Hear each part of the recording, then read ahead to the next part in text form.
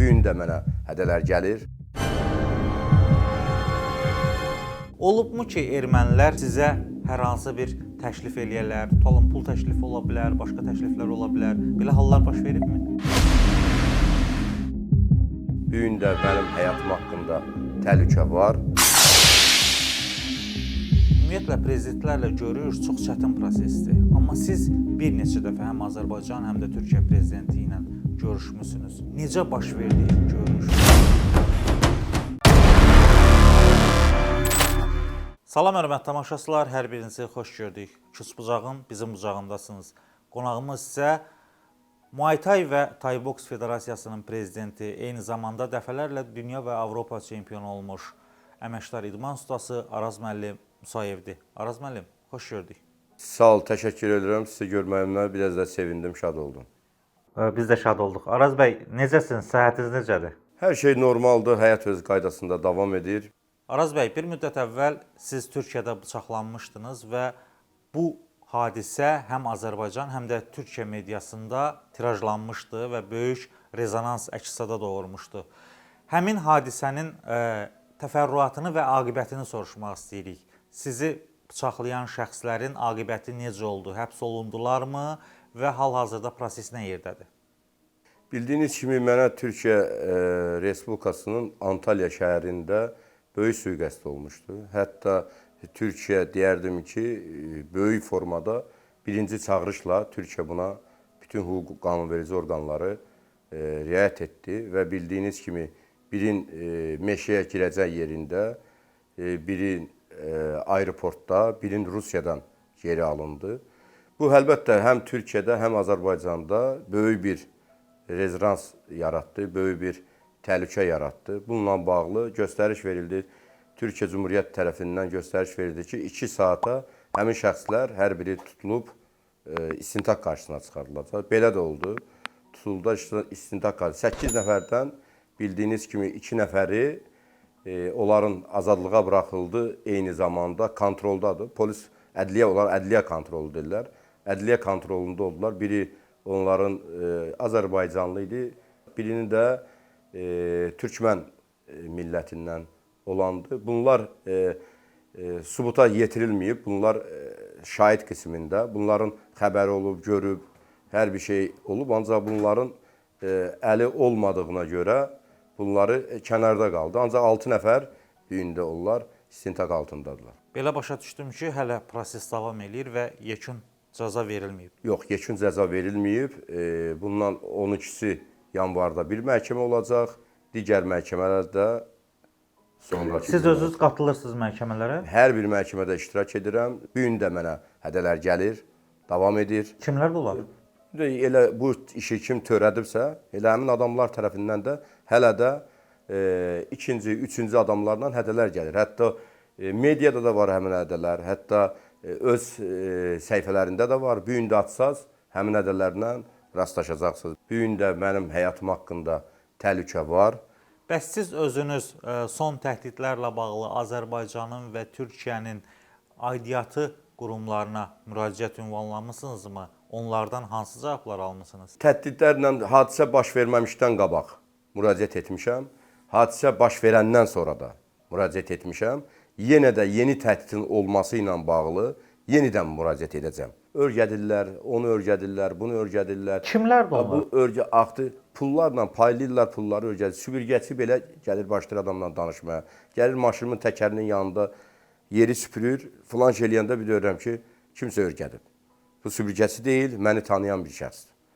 Ancaq süpürgəçidir. Bu günləri daşıdığı vəzifə süpürgəçi ya hansısa bir fəhlədir. O dərəcədə belə həyatıma müdaxilə var. Nə mənada? Süpürgəçi heç bir formada bilirlər, düz öz işi ilə məşğul olan bir adamdır, dövlətini, qanunları sevən bir adamdır. Ona baxmayaraq hər hansı bir yol dahi tapa bilmirlər. Araz böyük restoranlarda olmur, böyük, necə deyərlər, ortamlardan hər zaman uzaq olmuşam. Çünki mən nə varsa öz, necə deyərlər, xalqımızla, millətimizlə bölüşmüşəm. Ara maraqlısa çəkirəm, paylaşıram, siz də görün. Kimlərsə mənə yardım edib, aparıbsa, bilet alıb, atıbsa mənə Araz səni burada gözləyiriksə, mən adı orada hər hansı bir türkçülüklə bağlı, bir müsəlmanlıqla bağlı bir şey varsa onu çəkib atıram ki, öz xalqımla da onu bərabər bölüşəm.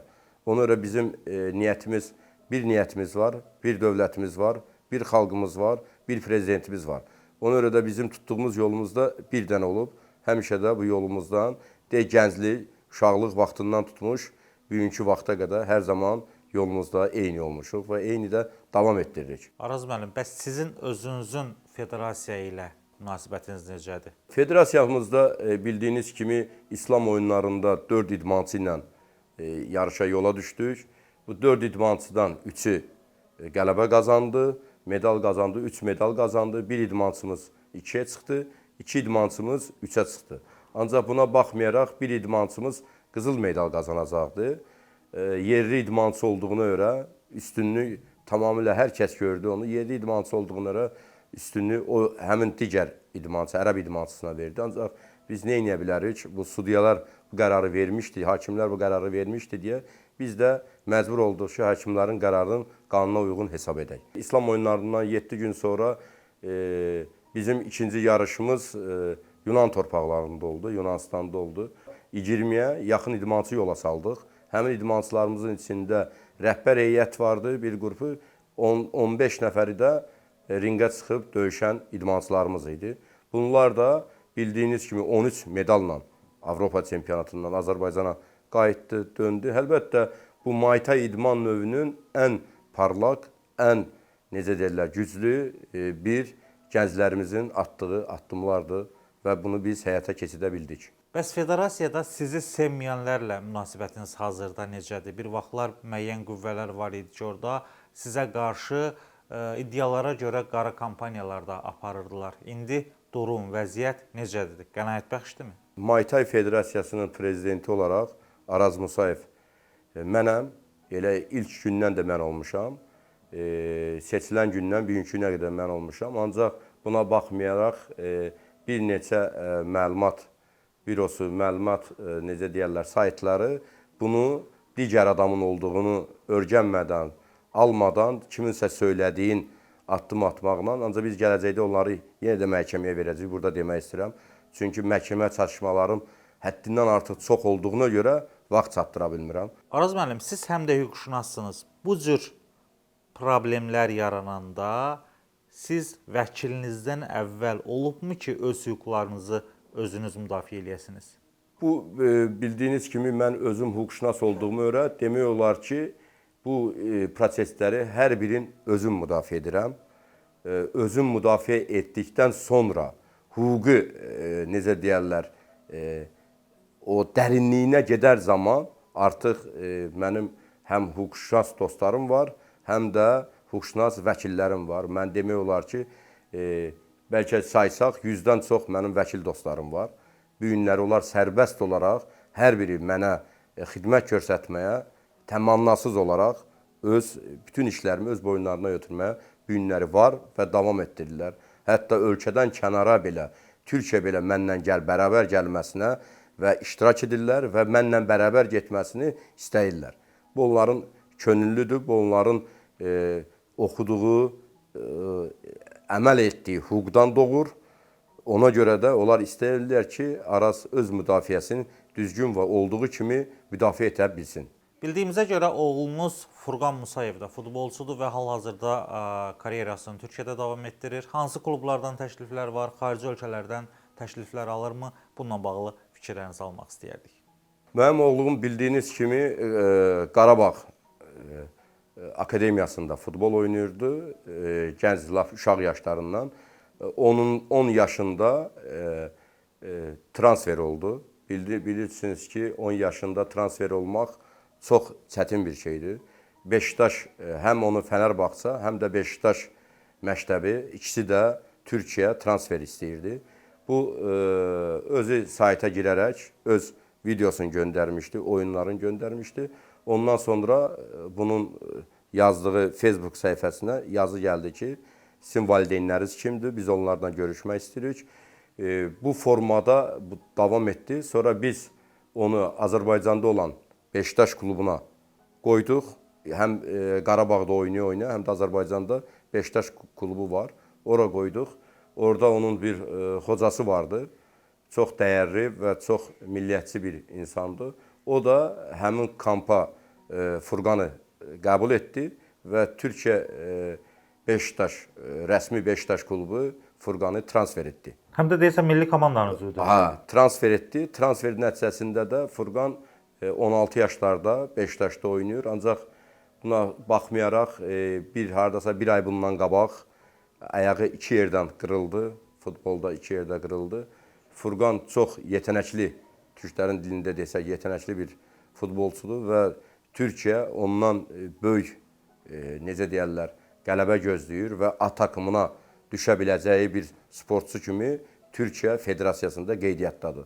Hətta onun həkimin tam mütəxəssis olmaq üçün Almaniyadan gətirdirdilər ki, iki futbolçu vardı. Tam mütəxəssis eləsin ki, o sonra bir problem qalmasın. Gələcək futbolunda problem qalmasın. Bu gün də klubun nəzarətində Hacıbadəm xəstəxanasında qeydiyyatdadır və bütün xərclərini Hacıbadəm öz üzərinə götürüb. İnşallah oğlunuzun karyerası daha da parlayar. Biz sizi həm də ermənilərin qənimi kimi tanımışıq Muay Thai-da, yəni peşəkar döyüşlə məşğul olduğunuz vaxt. Olubmu ki, ermənilər onlarla döyüşə çıxmamağınız üçün sizə hər hansı bir təklif eləyərlər, tutalım pul təklifi ola bilər, başqa təkliflər ola bilər. Belə hallar baş veribmi? Çox olub. Biz 2004-cü ildə mən erməni ilə finalda döyüşəcəkdim. Bu erməni final yarışına çıxmağa 5-10 dəqiqə vaxt qalıb. Mən tər qanın içində hazırlaşıram. Bu erməni oturub ringin qırağında, tam ringin qırağında oturub, adı geyim formasında oturub, adı geyimi, idman geyimi yox. Adı geyim qırağdan da göstərir ki, bu döyüşü döyüşməyəcək. Bundan qabaqda bizim federasiya yaxınlaşmışdı, erməni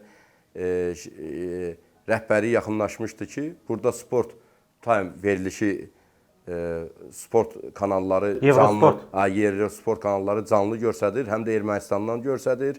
O döyüşü göstərməməsi üçün bir mübarizə apardılar o vaxt. Bunlar istədilər onu gizlətsin, gizlədənmədilər. Sonra gəldilər bizə döyüşün hansı məbləği təklif edirik ki, döyüşdə iştirak etməyək. Heç bu da iştirak etməsin, qələbə də olmasın, ikimiz də iştirak etməyək. Məsəl üçün, mən hansısa bir çıxış edeyim, özümü pis edirəm, həkim kontrolundan keçim və gecişim döyüşə çıxmaz, bu da çıxmasın. Biz qərara gəldik ki, mən döyüşə çıxmıram. Mən içəridə hazırlaşıram. Mən gəldim ringə girzəyin ki, bilirdim erməni oradan tullandı ringin içinə. Akazvaysa bu məni anlatmaq istedi. Tam formada, hazır formada geyinib, üstündən lazım olan geyimləri geyinib, oturub orada ki, bu döyüşə çıxmayacaq. Bu yandan da yenə də erməni hissiyyəti var da. O hissiyyətlərlə gəlib bizlə oyun oynayır ki, belə biz də tam hazırıq. Ringə biz də deyirik ki, bizim də rəhbəri deyir ki, Araz Musayev döyüşməyəcək. Heç bir həkim kontrolundan keçitmişik. Biz ki, onları alladırıq. Biz onları alladırıq. O da deyir ki, sizin rəqib hazırlaşır, mazlanıb, kremlənib. Deyir, orada rəsmən müraciət edəcək ki, həkim gəlsin, kontrol eləsin. Həqiqi mənada da ayağım böyük, deyərdim, bu boyuna iplərlə bağlamışam ayağımı, üstündən şey.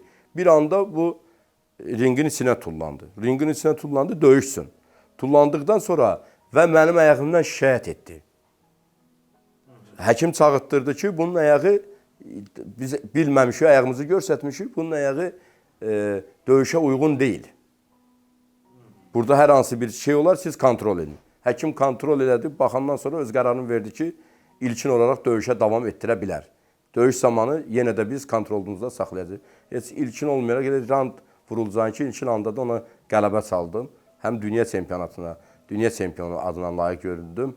Həm də həmin videonu Ermənistanda izlətdirdik. Ancaq buna onlar həm də o döyüşən adam orada tanınmış bir adamın nə idisə böyük çaba verirdilər ki, bu iminlə, bunların istəyi o idi ki, uduzmaq deyildi. İminlə bu yayılmasın, yayım olmasın. Hətta orada belə video çəkənlərə təsir edirdi, hərəkət edirdilər ki... Hətta deyirsən, sizin qələbənizi ləğv etmə. O da Yunanistanda olduğunu öyrə. Bildiyiniz kimi ermənilər Yunanistanda gücləri həddindən artıq çoxdur və onlara, türklərə onlar biraz şey kimi baxırlar, düşmən mövzusunda rol alırlar. Onlarda fərqi yoxdur. Sən Türkiyə dedin, Azərbaycan deyədin. Onlar ona eyni prosesdə baxırlar. Azərbaycan da desən sənə Türkes deyir. Nə də desən avtomobil bir sözləri var. Onların öz necə də düşüncələrində böyük düşmənlik var. Türk millətinə qarşı böyük düşmənlik var. Ölkə başçısının sizə bağışladığı evi səhv etmirəmsə satıb qurbanlar kəsdirmişdiniz. Həmin qurbanları kimin adına kəsdirmişdiniz və hansı əlamətdar hadisə olmuşdu həmin vaxt ki, o qurbanları kəsməyə siz təhrik olunmuşdunuz? Biz cənab prezidentin mənə ev hədiyyəsi hədiyyə etmişdi. Bu ev hədiyyəsini mən qərara gəldim ki, Azərbaycanın 100 illik günündə, Azərbaycanın 100 illik Cümhuriyyətin 100 illiyində. Cümhuriyyətin 100 illiyində və Nuru Paşanın, Ənvər Paşanın, Nuru Paşanın həm Azərbaycanda, Azərbaycan başçılarına qarşı apardığı mübarizəni, həm həmin tarixi yenidən Türkiyə Cumhurbaşqanı Rəcəb Tayyib Ərdoğanın Azərbaycana gəlişi və dostu, qardaşı cənab prezidentimiz İlham Əliyevlə bərabər 100 illik paradı seyr etmək üçün həm bizim prezidentimizə, həm Nuru Paşanın əskərlərinin, ümmünün, ruhunun necə qarşısında baş əyərək biz bu planımızı həyata keçirtdik və qurbanlarımızı kəsərək kasıb olan insanlara bunu dağıtdıq. Araz müəllim, ümumiyyətlə prezidentlərlə görüş çox çətin prosesdir. Amma siz bir neçə dəfə həm Azərbaycan, həm də Türkiyə prezidenti ilə görüşmüsünüz. Necə baş verdi ilk görüş və bu hansı tədbirə təsadüf elədi? İlk dəfə olaraq prezidentlərlə çətinliyin qabaqcadan söyləyim. Prezidentlərlə görüşmək çətindir. Ancaq bildiyiniz kimi bizim tutduğumuz idman yolu o da çətindir. Ona görə ki, bu çətin yolda biz Azərbaycanın bayrağını qaldırdıqsa, himnsini səsləndirdiksə, ilkin olaraq Azərbaycan prezidenti tərəfindən bizim görüşümüz oldu. Azərbaycan prezidenti mənə ev mükafatı verdi. Nəyə görə? Bizim verdiyimiz, necə deyərlər, Azərbaycan bayrağının qaldırılması, himnsini səsləndirmə görə cənab prezidentimiz də bizi hər zaman diqqət və öz qayğısında nəzərə aldı. Ondan sonra yenə də cənab prezidentlə görüşdük. Şəxsi fəxri fərmanı ilə təqdim olundum. Əlbəttə, bunlar olunan bir gün Azərbaycan idmanına etdiyimiz nailiyyətlər, verdiyimiz nailiyyətlər, etdiyimiz xidmətlərdir. Bunu da bizim ölkə başçısı qiymətləndirdi və dəyərləndirdi. Cənab prezidentimizlə bizim görüşümüz bu formadır. Türkiyə Respublikasının prezidenti ilə görüşümüz mən gənc vaxtlarım idi, 98-ci illərdir. O vaxtı həm yarışırdım mən, Respublika çempionu olmuşdum, Avraziya çempionu olmuşdum. Bir neçə ən aktiv idman yarışları dövrü idi. Mən 4-cü mikrorayonda qalırdım. Bizim evdə bir televizor vardı. Ev deyəndə mən onda sərbəst tək qalırdım, ya dostlarımla qalırdım. Ancaq ev bizə məxsus idi. Bir televizorumuz vardı, o ancaq bir kanal göstərirdi. Bir də Space kanalı vardı. Bir-iki kanal göstərirdi. Türkiyədən də bir kanal göstərirdi. TRT-lə. Biz baxanda o vaxtı gənc dövrlərimizdə o vaxtı Türkiyə Cumhurbaşqanı bələdiyyə seçilmənindən də öndü. Partiya seçkilərində bu kanalı biz açanda ancaq Türkiyəni görürdük və ancaq siyasi göstərirdilər. Həmin vaxtı da bu mənim biraz marağım hər zaman çox olub. Baxanda bunu görürdüm, Cumhurbaşqanı Ərdoğanı görürdüm. O dövrdə Cumhurbaşqanı deyildi. Bunu görürdüm və bunun hərəkətlərinə, İstanbul Bələdiyyəsinin sədri də olmamışdı. O partiya mavin seçilmişdi. Hələ partiyadan da ön dövrlərdi. Bu çox futbolçularla görüşürdü, idmançılarla görüşürdü. Məcbur olaraq biz bu kanala baxırdıq. Ona görə başqa kanal göstərmirdi deyə. Mən başladım bunun həyatını seyr etməyə. Bunun davalı insan olduğunu öyrə, həm xarakterimə uyğun olduğunu öyrə, sözün dediyini öyrə, cürət göstərdiyini öyrə. Buna başladım çox baxmağa. Çox baxdıqca ondan sonra Cumhurbaşqanlığına mənim bir sevgim yarandı ki, əlbəttə belə bir insanlar var, bu günləri belə bir siyasi insanlar var. Ondan sonra mən bunu hər zaman başladım təkib etməyə, baxmağa.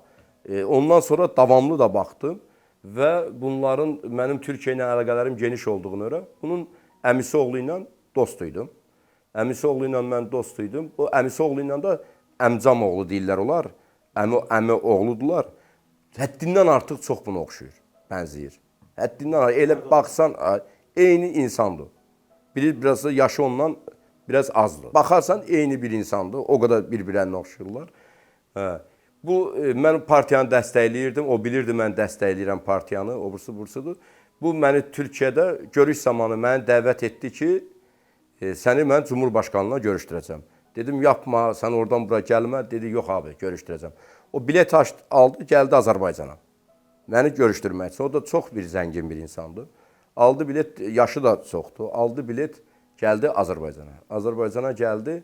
Azərbaycanda gəlişi ilə bunu da bildiyiniz kimi bunun öz doğma qızı o qida rasyonunun böyüdü. Türkiyə şeyində böyüdü. O iminlə qida üzərində oturan bir şəxslərdən biridir. Böyük nüfusu var, həm də eyni əqrabadırlar. Bunun bir də bacısı oğlu var, Ali bəy.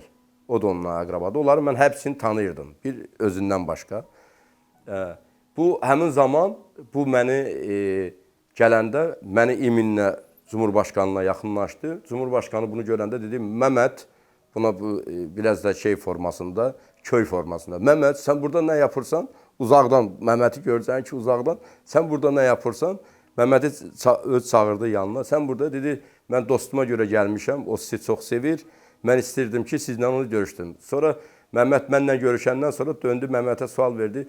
Bu bizim köydə olubmu?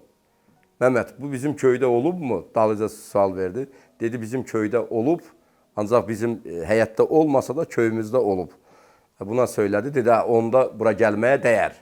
Sənin orada bura gəlməyivə dəyər. Bu sözü bir zərafat yaparaq əsl görüşümüz orada oldu. Ancaq mən Səlcuq bəyin də bütün deyərdim ki, o vaxtdan hepsini mən tanıyırdım. Heç bunlar Səlcuq Bayraqdar. Hamısının əmilərindən tutmuş, bu gün də hepsini ən öncədən tanıyırdım. Heç bu qohumluq olmamışdan öncə tanımışam.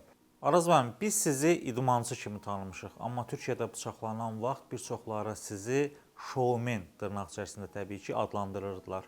Buradan həmin şəxslərə hər hansı bir mesajınız varmı? Ümumiyyətlə bu cür iddialarla siz barışırsınızmı, barışmırsınızsa həmin şəxslərə nə demək istəyərdiniz? Yenə də demək istəyirəm, bu deyilən sözlərin dalında böyük bir paralı adam dayanıb və ehtiyac görmürəm.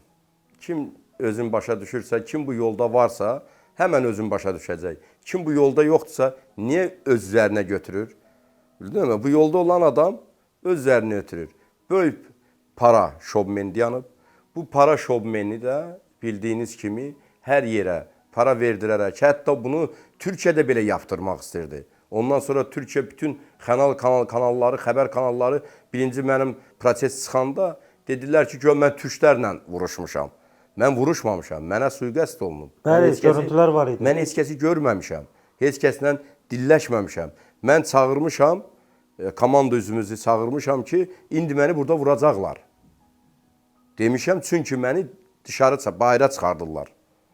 Bu sözü deməyimlə, həmin anda bu sözü buna söyləyəcəyin ki, həmin anda deyib ki, mən də bilirəm.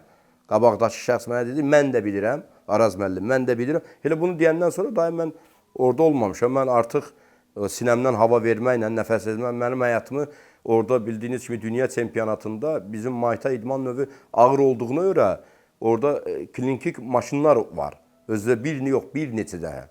O həsarətlərin baxır ağırlığına, yüngüllüyə bununla bağlı artıq onların elə bil məni burada vurublar, burada da həkim var. Ona görə məni digər yerdə bunlar vura bilmirdi. Çünki mən özümü qoruyurdum. Mən bilirdim məni vuracaqlar. Ona görə mən getməmişdən qabaq bunları söyləmişdilər mənə və bildirmişdilər. Ona görə mən bunun vurulmağımı mən bilirdim vurulacaq. Ancaq bu formada düşünmürdüm. Ancaq içəridən ki məni bayra çıxartmağa dəvət edəndə, çiyin vuranda, bayra çıxartmağa dəvət edəndə gördüm ki, məni dəvət edən adamın gücündə deyil məni bayra çıxartmaq. Onda bildim ki, burada hər hansı bir hadisə baş verəcək. Ona görə mən komandamızın üzvlərin sayıla, hətta mən yarışa gələndə uşaqlardan 3-ün 4-ün də götürdüm özümlə gəldim ki, orada nəsə bir hadisə baş verəcək. Hətta uşaqlar həmin günü döyüşməyəcəkdi. Mən dedim ki, gəlin heç olmasa şahid olun. Bu formada mən komanda, yoxsa bizim komandamız həmin gün heç o yarışda iştirak eləməyəcək. Araz müəllim, dəyərli vaxtınızı ayırıb bizə müsahibə verdiyiniz üçün sizə təşəkkür edirəm. Çox sağ olun, minnətdaram. Sizə mən xüsusi təşəkkür edirəm. Təşəkkür edirəm ki, biz idmançıları, federasiya prezidentlərini belə çağırıb, millət haqqında, vətənə olan sevgi haqqında bizi həm maarifləndirirsiniz, həm də bu sözləri biz burada söyləməklə özümüzü xoşbəxt hiss edirik. Təşəkkürlər, çox sağ olun. Sağ olun.